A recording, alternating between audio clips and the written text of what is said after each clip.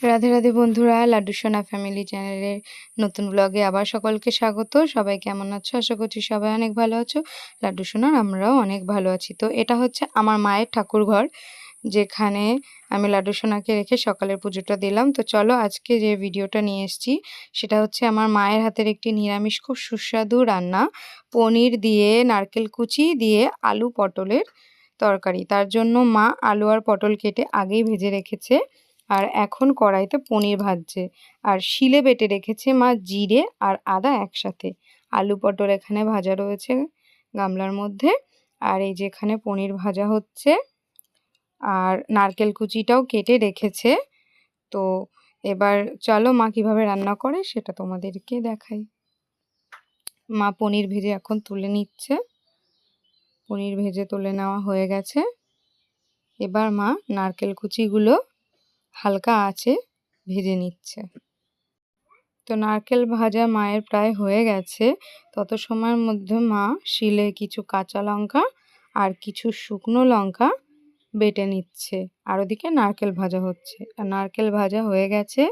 নারকেল ভাজাটা এবার মা কড়াই থেকে তুলে নামিয়ে নিচ্ছে, যেহেতু তেলের ওপরেই সমস্ত মশলা দিয়ে রান্নাটা করবে, এই কারণে সব কিছু ভেজে আগে থেকে তুলে নিচ্ছে। আর এবার মা লঙ্কাটা বেটে নিচ্ছে খুব সুন্দর করে। মায়ের আবার শিলের বাটনা ছাড়া বাটনা মিক্সারে করলে মায়ের পছন্দ হয় না, মা বলে রান্নার স্বাদ নাকি ভালো হয় না, তাই মা শিলে বেটে নিচ্ছে। লঙ্কা বাটা মায়ের হয়ে গেছে। এবার কড়াইতে তেল গরম করে মা দিয়ে দিল গোটা জিরে ফোড়নে। এবার জিরেটা হালকা একটু ভাজা ভাজা হয়ে গেছে। এবার মা একটু জিরেটা সুন্দর করে খুন্তি দিয়ে নেড়ে নিল।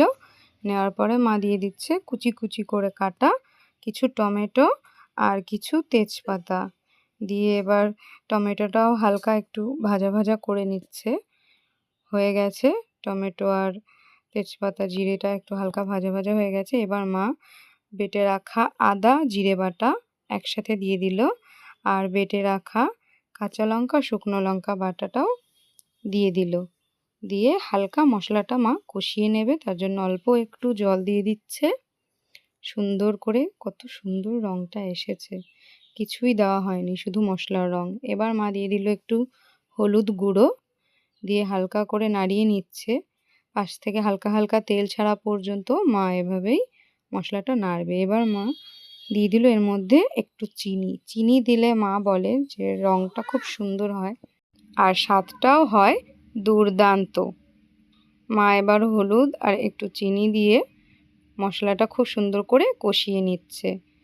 তো মায়ের কষানো হয়ে গেছে বলে এবার মা ভেজে রাখা আলু আর পটলটা কষানো মশলার মধ্যে দিয়ে দিল। দিয়ে আলু পটলটাও মশলার সাথে সুন্দর করে একটু কষিয়ে নেবে। সুন্দর করে নাড়িয়ে নিচ্ছে মা। এবার আলু পটলের সাথে মশলাটা খুব সুন্দর করে কষে এলেই মা দিয়ে দেবে এতে সামান্য পরিমাণ জল, মানে মোটামুটি একটু জল। আলু পটল কষানো হয়ে গেছে, মা একটু জল দিয়ে দিল।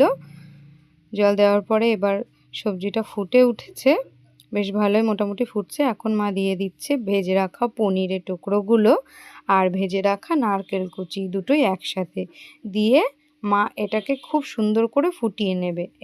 একটু হালকা বেশ গা মাখা মাখা ঝোলটা হবে, পাতলা ঝোল হবে না, তাহলে খেতে খুব একটা ভালো লাগবে না। রঙটা এসছে কত সুন্দর, দেখেছো কত সুন্দর রঙটা এসছে। তো মা এর মধ্যে দিয়ে দিয়েছে একটু লবণ, যে ক্লিপটা আমার করতে মনে ছিল না। তো দিয়ে এবার সুন্দর করে ফুটে উঠেছে। এই দেখো ঝোলটা শুকিয়ে গেছে, খুব সুন্দর রঙও চলে এসছে।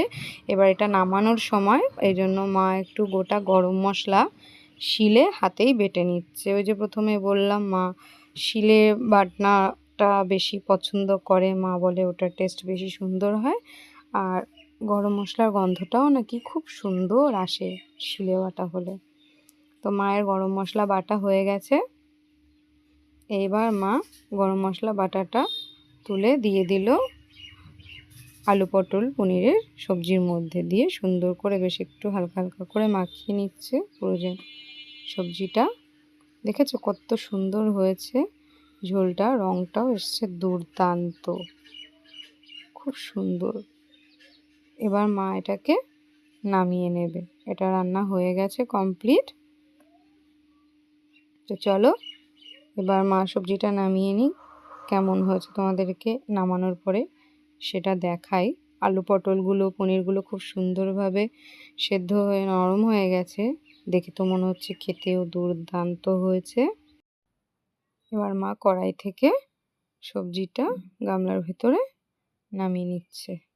এই যে ছিল আলু পটল নারকেল কুচি দিয়ে পনিরের নিরামিষ তরকারি। তো তোমরা দেখো কেমন হয়েছে। যদি ভালো লাগে একটি লাইক কমেন্ট শেয়ার করে দিও। আর রেসিপিটা ভালো লাগলে অবশ্যই বাড়িতে ট্রাই করতে ভুলো না। সবাই ভালো থেকো, দেখা হচ্ছে পরের ভিডিওতে। রাধে রাধে।